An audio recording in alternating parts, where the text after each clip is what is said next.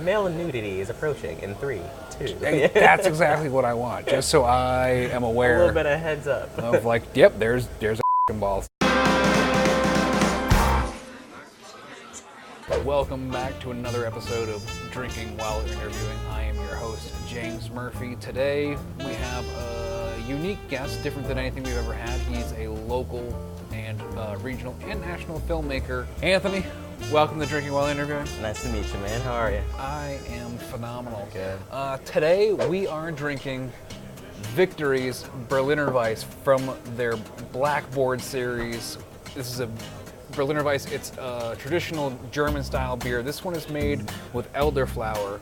It's a lower ABV beer. It's 5.2%. It's a little tart. It's a lot refreshing for kind of the weather we're dealing with. I was about to say, it sounds like a summer beer. Have you tried this yet? I have not tried it. Give Is this the time to do that? Give it a sip. Yeah, why not?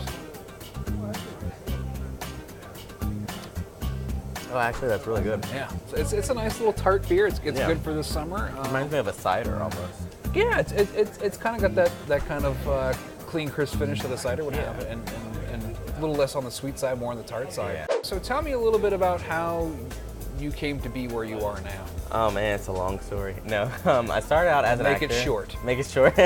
Concise it. I started out as an actor. I still am an actor. So I've been acting for about 15 years. And I originally grew up in Little Rock, Arkansas, of all places. Graduated, did a little bit of college, and just got tired of life there. I knew exactly what I wanted to do, as far as being an actor and being in the entertainment industry, and I knew that I could not do that in Arkansas. So one day I was working this really awful job in corporate America. I worked in the foreclosure of a mortgage department in 2008. So you facilitated the ruining of lives. I did. Cool. Sadly enough. So I'm sitting at my desk and I was wondering how much, lifestyle living is in LA. And so I got on Craigslist and I came across this really cool article about a guy that just bought a house. He was He was in the military, just bought a house. And he wanted to start this production company, and he wanted everybody that was in the company to live in his house.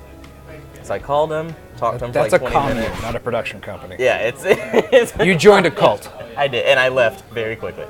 But no, I called him. We talked about what he wanted to do, and I said, sign me up. And so 2 weeks later, I had my bags packed, and I was on a plane to LA. Didn't know anyone, had never visited, just kind of up and moved. I started out doing just a whole bunch of projects that were focused on social issues. So I kind of started to take that route just because that was something that was something I was willing to fight for, something that I felt should happen just because equality is for everybody across the board. So See, I'm against equality, not for like any political, social, or religious reasons. I just don't want the competition. I should be the only equal one. Yeah, I want equality, but I want to be more equal than everyone else. More equul. That's what I want. I want to be greater than, more equal to everyone else. I don't do math. The last major short film I did was called Absolutely Positive. It's about 4 characters who decide to get tested for HIV. You see why they decide to get tested, the thoughts that go through their mind while they're waiting to get the results back, and then how they decide to live their lives after finding out what the results are. So it's a comedy. Yes, and it's hilarious. It sounds like absolutely hilarious. But sounds like real light material. Yes. And so that was the first short film that I made that actually got a lot of traction. It even spawned me an invitation to the White House back in 2013. Someone from the White House saw it, and they were like, hey, we're having our national HIV strategy convention meeting this year. Would you like to come? And I was like, hell yeah, I'll come. So I went, and it was pretty awesome. So there are different things that the health department and the CDC try to make their goals to keep the HIV rates down across the country.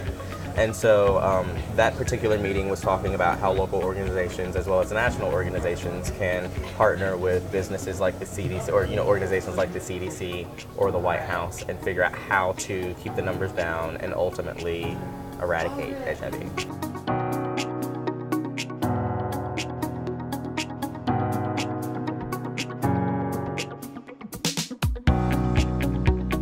Now, after looking at a bunch of your work, a lot of it does have to do with HIV and AIDS, the stuff that I saw. Yeah. Is there any particular reason why that's something that you felt that you wanted to hit head on from your filmmaking perspective?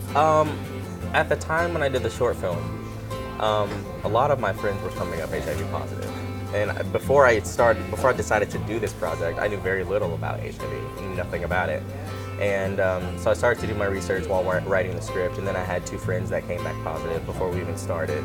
And in the midst of production, someone else became positive. And then after that, some other friends I knew tested positive as well. So I knew that this was an important issue that a lot of people don't talk about, and that it's swept under the rug a lot, and obviously the rates are starting to rise.